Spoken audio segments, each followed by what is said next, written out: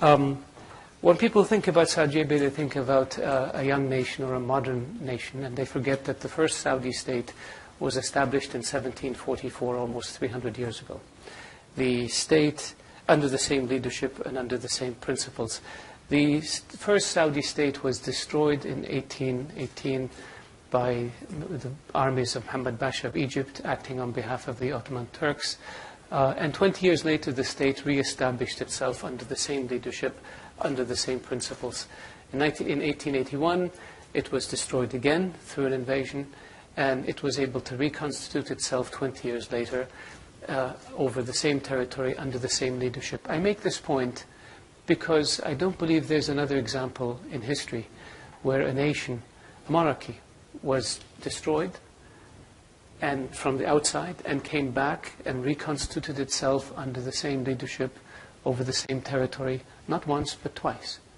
And this would not be the case if it didn't enjoy legitimacy and if it didn't have deep roots and a deep connection with its people and with its environment. That's one thing that people sometimes looking at Saudi Arabia have a difficult time understanding. The Kingdom of Saudi Arabia is a country that's united. It's a country that's pragmatic. It's a country that has a sense of proportion and balance. A country that is non-ideological. A country that has no ambitions beyond its borders. We have enough territory. We have enough resources. We have enough people. Our desire is to live in a peaceful, secure region so that we can focus on our internal situation and improve the lot of our people. The Kingdom of Saudi Arabia's history has been one of change. If you look at the last, since the completion of the third Saudi state in 1932, the Kingdom of Saudi Arabia's history, the one constant in our history, has been change. And this is another area that people, I believe, fail to fully appreciate. They think of Saudi Arabia as a conservative country that's not susceptible to change. Well, that's wrong. We had life expectancy rates of my father's generation was 37 years old. My younger sister's generation, 70 years. Doubled in one generation. Literacy rates in Saudi Arabia, or illiteracy rates, were 95% during my father's generation. During my younger sister's generation, 100%. In one generation, we abolished illiteracy. Education for women, which was non-existent in 1960, today 55% of college students in my country are women.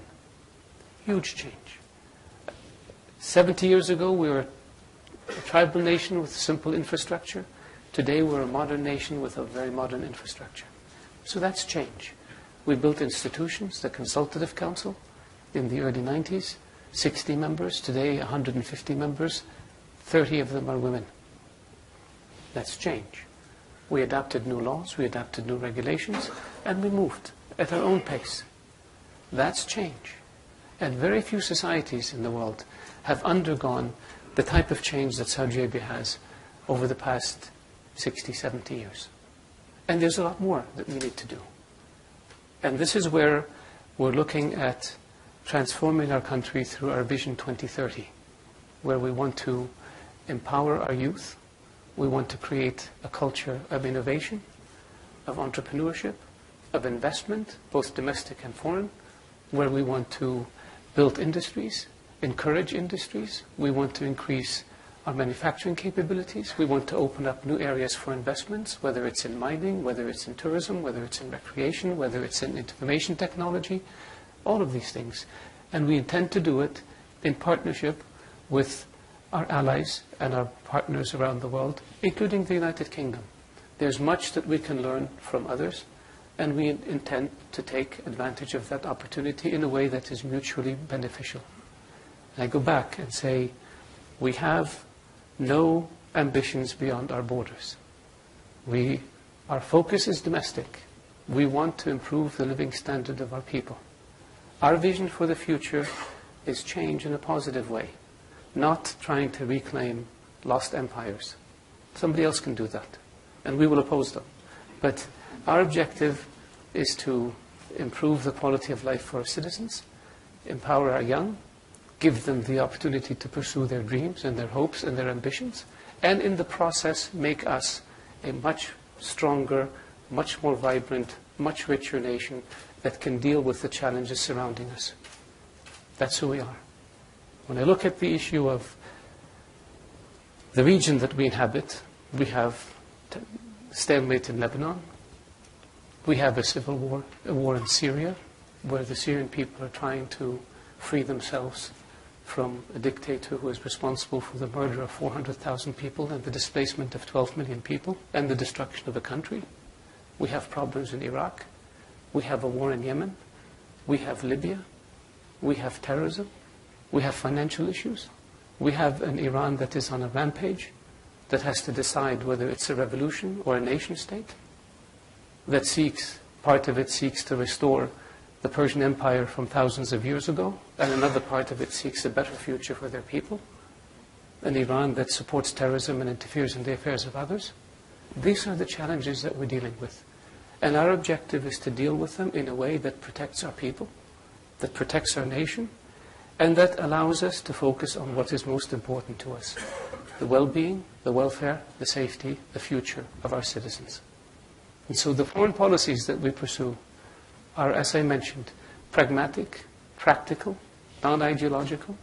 We have a sense of balance and proportion, and that's how we try to resolve issues. We have alliances all over the world, from the United States to Europe to Asia and in between. We play a major role in the world as the birthplace of Islam. 1.5 billion Muslims pray in the direction of Saudi Arabia, Mecca, 5 times a day, which gives us tremendous responsibility in the Islamic world. We have more than a quarter of the world's oil reserves, which gives us tremendous responsibility in terms of the world economic system. We have one of the largest financial reserves in the world, which gives us tremendous financial responsibility.